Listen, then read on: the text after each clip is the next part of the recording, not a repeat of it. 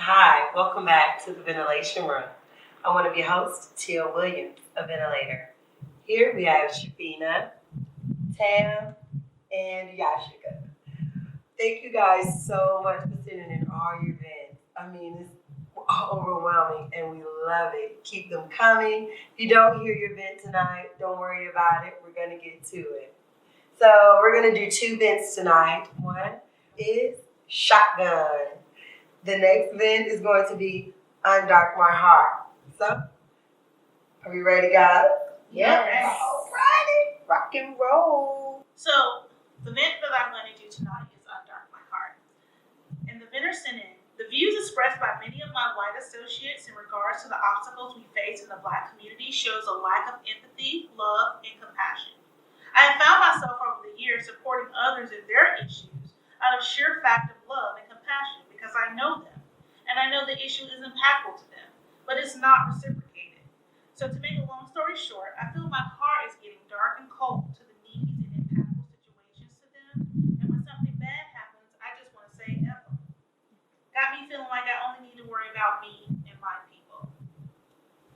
So this event is a bit heavy, I would say. Yes, When I read it, I can totally understand the vendor's position in the fact that it is like the time that we're in right now is very frustrating as a whole, especially to Black people because we feel like we've been expressing these issues over and over and we just haven't been heard.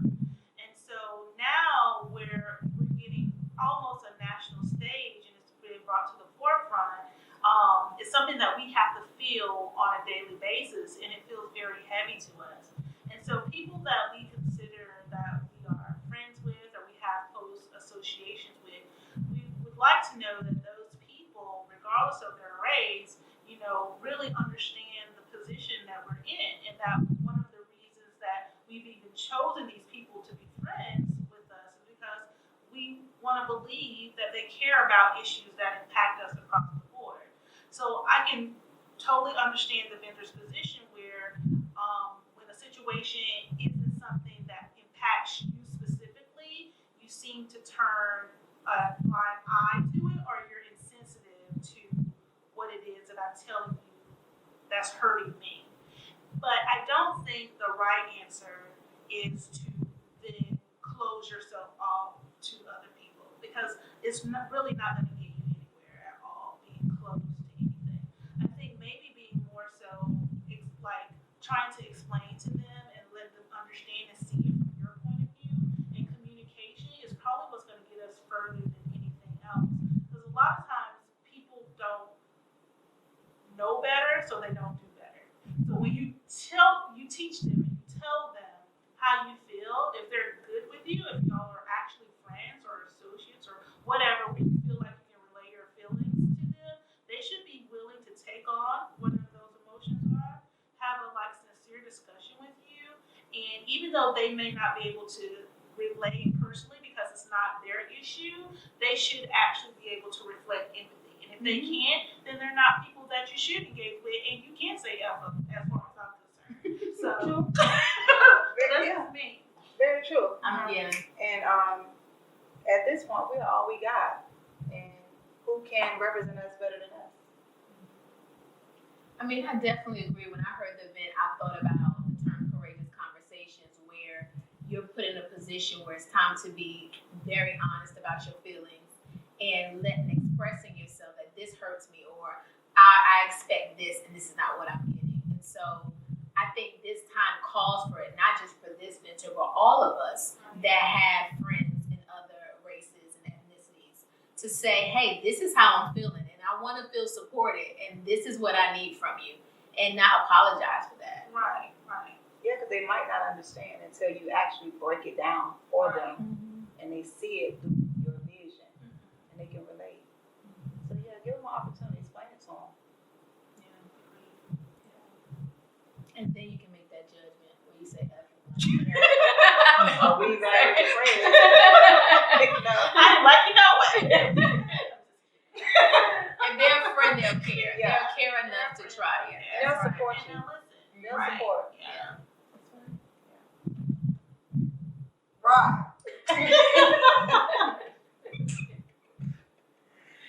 And then we have Tia.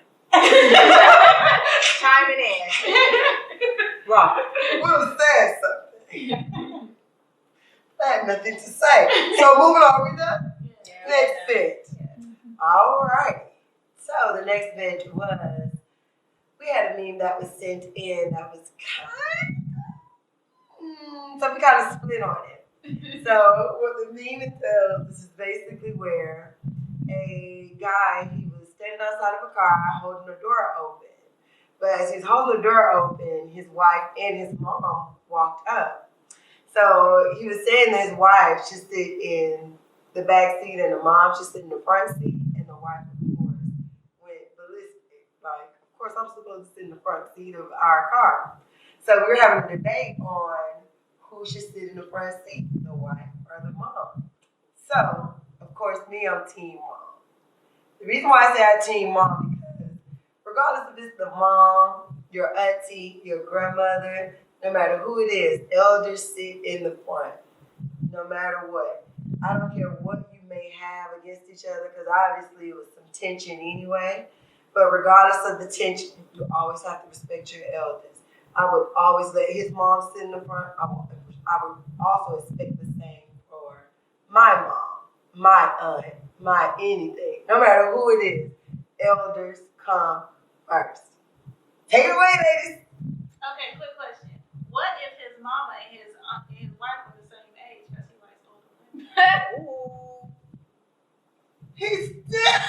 Why is mama still the elder? Because the wife was no longer an elder. Sound like She was a he equal. gotta make a choice. So the now. wife decided to step down from an elder to an equal at that time. So the mother would still be on that elderly pedestal.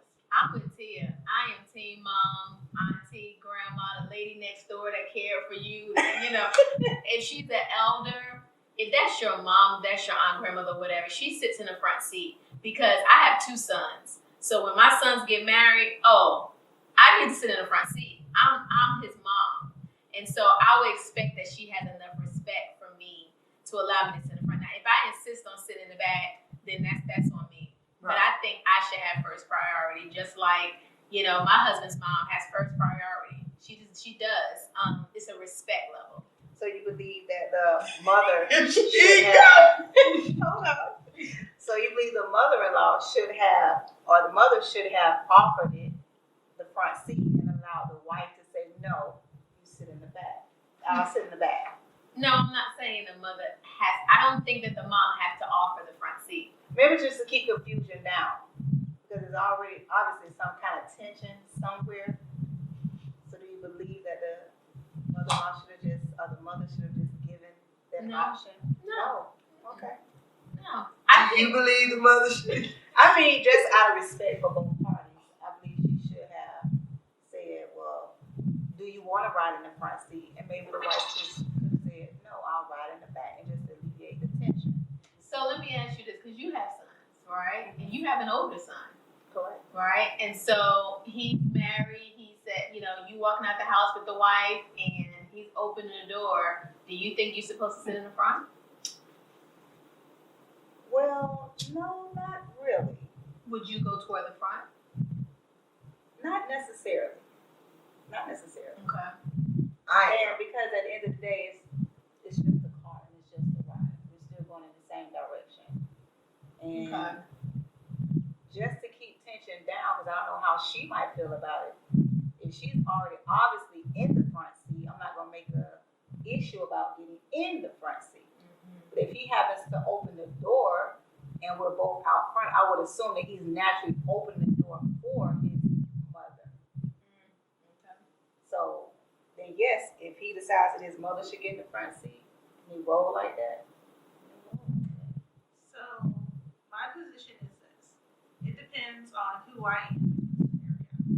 If I am the wife, I need to sit in the front seat. If I am the mother, Hallelujah. in the front seat. So this is just, I'm just saying it depends on what position that I hold. So if I have sons, when I get older, my sons better always remember I birthed you. And because I birthed you, all else is unimportant. Wow. As it relates to my husband, I married you. Oh. And because I married you, all else is unimportant. So That's a jealous. my position. You know, I understand that mothers need to be respected because mothers have to deal with you from the time that you were born until the time that you die. They will be there forever, even if a wife leaves. But in my household, it shall be whoever position I play. That's who we sitting in the That front is too seat. funny. But that's just me. That is I too can You funny. guys, you guys. No, but I know what I'm saying. I would I get expect you. Tom and Tom and Tom. Yes. Tom and Tom against Jerry. Right. Tom and Tom. I told you we was divided. Didn't I say we was divided? And we're stuck. So man, we not even divided like He don't close know to what this. to do it. We're stuck. He don't know what But to you do. know, Neither one to actually, give. but I actually like to see my husband cater to his mother. Like I like to see that. He caters to me when his mom, but when his mom is around, I like that. I like that he still treats his mom gently and think about her and respect her. That's attractive to me. So even if she's in the front seat and he opened the car door for her, I'm not thinking, well, why is that for me? You know what I mean? I'm just not thinking. I'm thinking, oh, look at him, still caring for his mom. I agree. I want my husband to care for his mother, but he shall care for me more. I told you. I was divided. I love my husband's Tic mother. I tac do. toe. I want him to take care of her because I want to know that I have a husband who respects his mom because I want him to teach my son to respect Right. his mom. So Exactly. I want that reflected, but I am selfish. And you see where divide is. We want to know what you guys think. Yes. Like when this comes out and you listen to this event, please Let us leave Yes, comments. Because as you can see, Because we can go on and on and on Look. about the shotgun. let us know. Team Shotgun. or team down. Yeah. It's always gonna be Team right, all that. Whichever one. Whatever. Just team right, and the team right, and then them. Whichever team you choose. You can choose right or them. Either one. So I'm not gonna press you to choose right though. So thank you guys so much for once again joining us in the ventilation room. It has been a very enjoyable conversation, and we truly appreciate the events that are sent in and that you guys continue to engage with us. And we look forward to receiving all of your events. And so please continue to send them. We also ask that you please subscribe to our channels, follow us, like, and comment. You can find us on Facebook at The Ventilation Room. You can also find us on YouTube, The Ventilation Room. You can find us on Instagram, #The Ventilation Room. And if you would like to submit a vent to us anonymously, you may do so by emailing us at theventilationroom.vr@gmail.com. We really look forward to hearing from you, and we'll see you guys next time. Thank you. Bye.